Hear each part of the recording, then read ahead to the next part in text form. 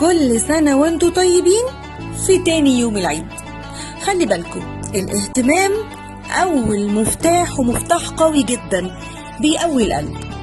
سبسكرايب للقناة، فعلوا زر الجرس وما تنسوش الشير. النهاردة بقى جايبالكم شوية نصايح كده.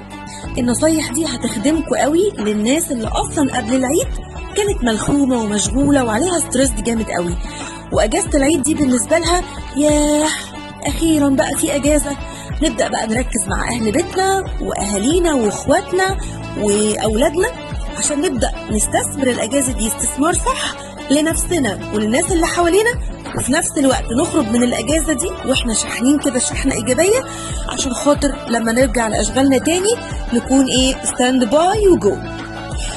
أول حاجة ابدأ خد لنفسك أنت لحظة كده بعيدة عن الناس والزحمة.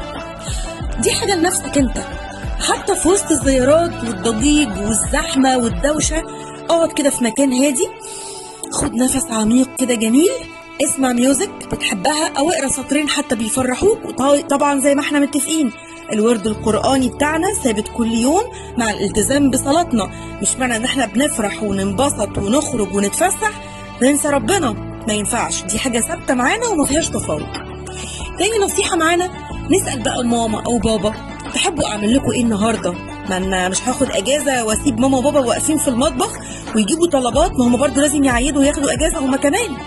اي فعل بسيط ولو صغنطوط بس فيه تقدير ودفى عمره ما بيروح واثره بيدوم في قلب اهاليكم. بالنسبه بقى للناس اللي حواليك دور كده على الناس الجميله اللي تستاهل كلمه انا بحبك، انا مبسوط انك في حياتي، قول له وجودك نعمة في حياتي. الكلمة الطيبة صدقة يا جماعة وجبر للقلوب. طيب للناس بقى اللي حواليك والمجتمع بقى اللي انت عايش فيه، أطفال العيلة مثلا أغلبنا طبعا بيبقى أول أو تاني يوم العيد بيتجمعوا تجمعات العيلة، ناخد بقى أطفال العيلة دي ونلعبهم كده لعبة جماعية أو نجمعهم كده ونقول لهم حدوتة. ضحكتهم دي لوحدها طاقة بتديك مفتاح جميل انك تكمل حياتك وانت سعيد، وانت خلي بالك انت مصدر الطاقة دي لان انت مصدر الضحكة والحيوية دي. نركز النهاردة بقى على شيء واحد عايز تحسنه في حياتك وفي نفسك، لان دي فرصة واخدها كده عامل بريك من ضغط الحياة والمسؤوليات.